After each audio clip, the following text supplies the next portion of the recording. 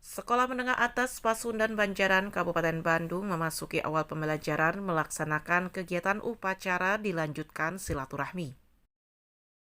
Lain puasa, iya padahal ngarokok di warung baru masuk.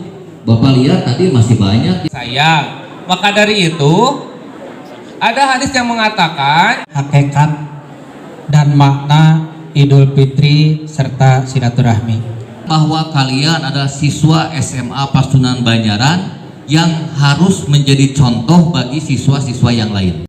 Wakil Kesiswaan Pasundan Banjaran Budiana memasuki awal pembelajaran di lingkungan SMA Pasundan Banjaran melaksanakan kegiatan upacara dan silaturahmi sekaligus memantau keberadaan para siswa supaya tetap disiplin.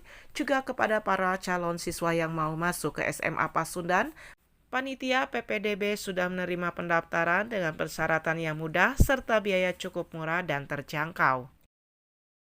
Belajar mengajar setelah libur Ramadan dan Idul Fitri itu dimulai hari ini. Ini kita isi dengan silaturahmi antara siswa dan guru.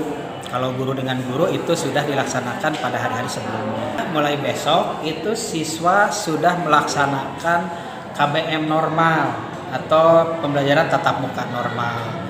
Jadi sudah hadir 100% insya Allah. Cuma mungkin masih ada pembatasan waktu lah. Di tempat terpisah, Kepala Sekolah SMA Pasundan Banjaran, Asep Wanda Santika, terkait kegiatan awal pembelajaran di lingkungan SMA Pasundan Banjaran, menuturkan. Ini selesai, tapi pemerintah sudah memberikan kebijakan bahwa kita bisa untuk melaksanakan siswa itu datang ke sekolah 100%. Dan juga pada momen ini juga dimanfaatkan juga sebagai media untuk silaturahim.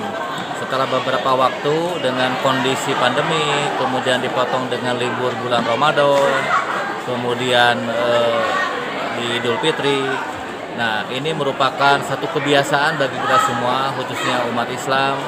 Kita saling bersalaman, saling memaafkan, dan mudah-mudahan ini merupakan satu ajang yang bisa menambah semua para siswa, sehingga yakin ketika ikatan ini terus dibina, terus dijunjung, insya Allah SMA Pasundan Banjaran semakin maju ke depan.